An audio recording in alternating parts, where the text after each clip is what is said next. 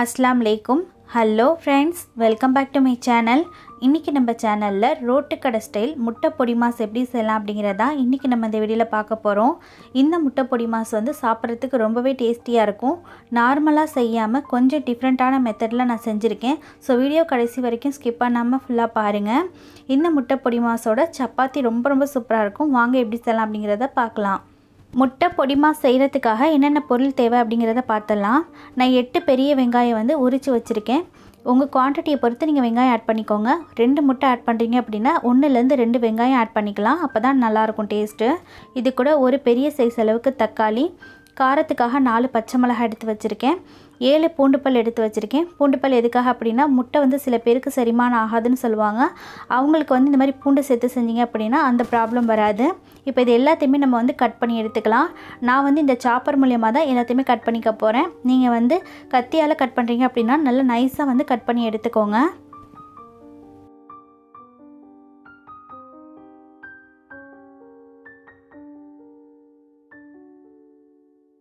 வெங்காயம் பாருங்கள், இந்த அளவுக்கு நல்லா நைஸாக கட் பண்ணி எடுத்தாச்சு. நான் எடுத்திருந்த எல்லா வெங்காயத்தையுமே சாப்பர் மூலியமாக நான் நல்லா நைஸாக கட் பண்ணி எடுத்துக்கிட்டேன். வெங்காயம், பூண்டு, பச்சை மிளகாய் எல்லாமே சாப்பரில் தான் நான் கட் பண்ணிக்கிட்டேன். இது கூட நம்ம எடுத்து வச்சுருந்த தக்காளியுமே நான் சாப்பர் மூலியமாக தான் கட் பண்ணிக்கிட்டேன். நல்லா நைஸாக இருக்குது.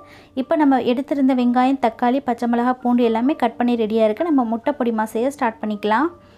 முட்டை பொடி மாஸ் செய்கிறதுக்காக ஒரு கடாயில் 2 டேபிள் ஸ்பூன் அளவுக்கு தேங்காய் எண்ணெய் ஆட் பண்ணிக்கிறேன். தேங்காய் எண்ணெய் உங்களுக்கு விருப்பம் இல்லை அப்படின்னா கடலெண்ணெய், அப்படி இல்லைன்னா நார்மல் குக்கிங் ஆயில் கூட யூஸ் பண்ணிக்கலாம்.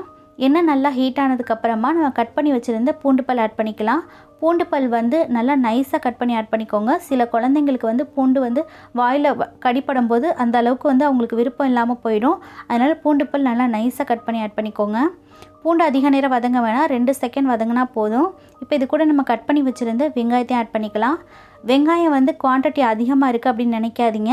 முட்டை பொடி மாஸ்க்கு வெங்காயம் அதிகமாக இருந்தால் தான் நல்லாயிருக்கும். அது மட்டும் இல்லாமல் வெங்காயம் வதங்க குவான்டிட்டி கம்மியாயிரும். அதனால் கொஞ்சம் அதிகமாகவே எடுத்துக்கோங்க. இப்போ வெங்காயம் இந்த அளவுக்கு நல்லா கலர் சேஞ்ச் ஆகிடுச்சு. இந்த அளவுக்கு கலர் சேஞ்ச் ஆனதுக்கப்புறமா பச்சை மிளகாய் ஆட் பண்ணிக்கோங்க. பச்சை மிளகாய் நீங்கள் வெங்காயம் ஆட் பண்ணும்போது ஆட் பண்ணிட்டீங்க அப்படின்னா ரொம்ப காரம் ஏறி போயிடும், அந்த அளவுக்கு டேஸ்ட் இருக்காது. அதனால் இந்த ஸ்டைலில் ஆட் பண்ணிக்கோங்க. பச்சை மிளகாய் ஆட் பண்ணிவிட்டு ஒரு டைம் நல்லா மிக்ஸ் பண்ணி விட்டுக்கோங்க. இப்போ பாருங்கள் வெங்காயம் மறுபடியும் இந்த கலர் ஆகிடுச்சு. வெங்காயம் ரொம்ப வதங்க வேணாம், கொஞ்சம் க்ரன்ச்சினஸாக இருந்தால் தான் பொடி மாஸ் நல்லாயிருக்கும். இப்போ இந்த ஸ்டேஜில் நம்ம கட் பண்ணி வச்சுருந்த தக்காளி வதங்குறதுக்காக கொஞ்சமாக சால்ட்டும் ஆட் பண்ணிக்கிறேன். நான் முட்டைக்கும் சேர்த்து ஆட் பண்ணிக்கிட்டேன். நீங்கள் தக்காளி வதங்குற அளவுக்கு மட்டும் ஆட் பண்ணுறதா இருந்தாலும் பண்ணிக்கலாம். தக்காளி இப்போ ஒரு 2 நிமிஷம் வதங்கட்டும். மூடி போட்டு வதங்க விட்டுக்கோங்க. இப்போ ஒரு 2 நிமிஷம் ஆகிடுச்சு. தக்காளி பாருங்கள் இந்த அளவுக்கு நல்லா வதங்கி வந்திருக்கு. தக்காளியும் அதிகமாக வதங்கணும் அப்படின்னு அவசியம் இல்லைங்க. பச்சை ஸ்மெல் போகிற வரைக்கும் வதங்கினா போதும். இப்போ இந்த ஸ்டைலில் நம்ம மசாலா ஆட் பண்ணிக்கலாம். 1.5 டீஸ்பூன் அளவுக்கு நான் மிளகாய்த்தூள் எடுத்திருக்கேன். உங்கள் காரத்துக்கு ஏற்ற மாதிரி ஆட் பண்ணிக்கோங்க. 1/2 டீஸ்பூன் அளவுக்கு மஞ்சள் தூள். இதை ஆட் பண்ணிவிட்டு நல்லா மிக்ஸ் பண்ணி விட்டுக்கோங்க. மசாலாவோட பச்சை ஸ்மெல் போகிற வரைக்கும் ஃப்ரை பண்ணிக்கலாம்.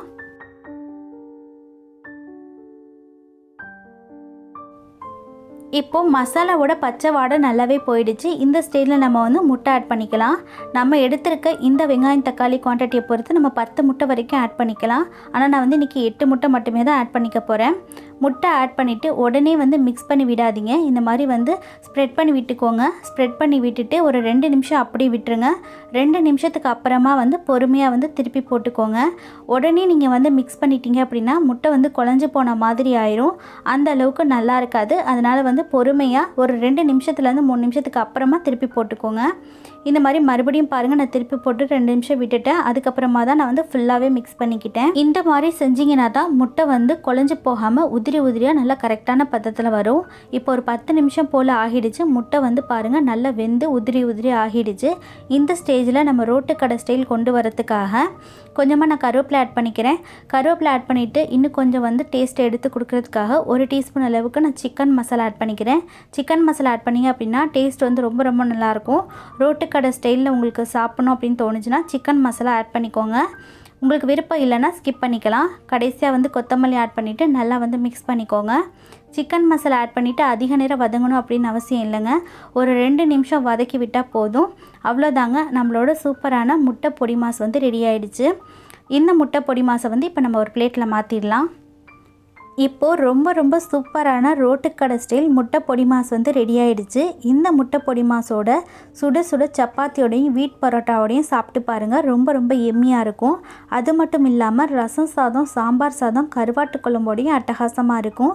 கண்டிப்பாக இந்த முட்டை பொடிமாஸ் ரெசிபி நீங்களும் உங்கள் வீட்டில் இதே மாதிரி மெத்தடில் ட்ரை பண்ணி பாருங்கள். ட்ரை பண்ணி பார்த்துட்டு இந்த முட்டை பொடிமாஸோட டேஸ்ட் எப்படி வந்தது அப்படிங்கிறத உங்களோட ஃபீட்பேக்கை மறக்காமல் என்கிட்ட கமெண்ட்ஸில் ஷேர் பண்ணிக்கோங்க. என்னோட இந்த வீடியோ உங்களுக்கு பிடிச்சிருந்ததுன்னா வீடியோவை லைக் பண்ணி உங்கள் ஃப்ரெண்ட்ஸ் அண்ட் ஃபேமிலி கூடயும் ஷேர் பண்ணிக்கோங்க. சேனலை இதான் நீங்கள் ஃபர்ஸ்ட் டைம் பார்க்குறீங்க அப்படின்னா மறக்காமல் சேனலை சப்ஸ்கிரைப் பண்ணிக்கோங்க. பக்கத்துலேயே வர நோட்டிஃபிகேஷன் பெல்லையும் கிளிக் பண்ணிவிட்டு ஆளுங்கிற பட்டனையும் செலக்ட் பண்ணிக்கோங்க. அப்போ தான் இனி நான் போடக்கூடிய ஃபியூச்சர் அப்டேட்ஸ் எல்லாமே உங்களுக்கு உடனுக்குடனே கிடைக்கும். இதே மாதிரி வேறொரு சூப்பரான ரெசிபியோடு உங்களை மீட் பண்ணுறேன். ஓகே ஃப்ரெண்ட்ஸ், பாய். அஸ்ஸலாமு அலைக்கும். தேங்க்ஸ் ஃபார் வாட்சிங்.